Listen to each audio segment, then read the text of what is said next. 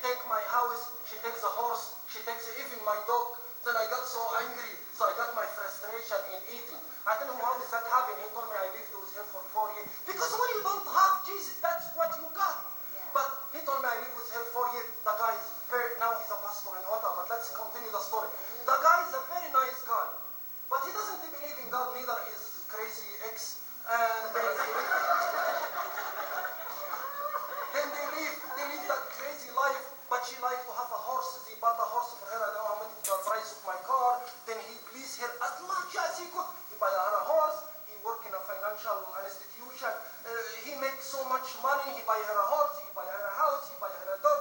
Maybe cat. I'm not sure about the cat. But he make everything. And one day she wake up, told him, Steve, let's eat breakfast. What? Fini. Told her what? She's French, Canadian. You say fini, finish. She told him, fini. He told her, you finish your coffee? No, we fini.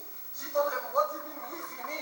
She told him, fini. It's finished, we fini. You free, I'm free, everybody's free. Because they don't have that. Then he told me, I got very angry. Because my mom, my dad live in Vancouver for 35 years.